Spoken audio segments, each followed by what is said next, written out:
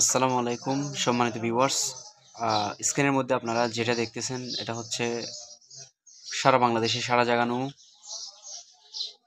গতকালকে যে ৮ বছরের শিশুকন্যা আসিয়া মৃত্যুবরণ করেছেন, এটা হচ্ছে তার লাশ। আসলে বাংলাদেশে দর্শকদের বিচার কখন যে আমরা নিজের দুই চোখে দেখতে পারবো এটা কিন্তু আল্লাহ তাআলা ভালো জানে। যেহেতু দেশের বিগত ১৭ বছর দেশের বিচার ব্যবস্থা ছিল না, দর্শকদের দর্শন করলেও কিন্তু যে সাংবাদিকদের যে স্বাধীনতা ছিল এটাও ছিল না, কিন্তু তারা তাদের ইচ্ছামতো ভিডিও ক্রিয়েট করতে পারতো না।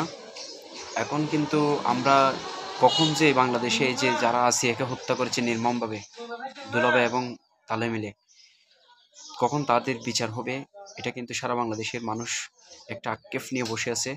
আমরা মাননীয় প্রধান উপদেষ্টা ডক্টর মোহাম্মদ ইউনূস সহ যে সমস্ত উপদেষ্টা রয়েছে, বাংলাদেশের একজন সাধারণ জনগণের পক্ষ থেকে আমরা এই প্রিয় বোন ৮ বছরের শিশুকন্যা আসিয়াকে যারা ধর্ষণ করে হত্যা করেছে তাদের দ্রুত বিচারের আওতায় আনার এবং তাদের ফাঁসি কার্যকর করার জন্য দৃষ্টান্তমূলকভাবে ফাঁসি কার্যকর করার জন্য বিনীতভাবে অনুরোধ করছি।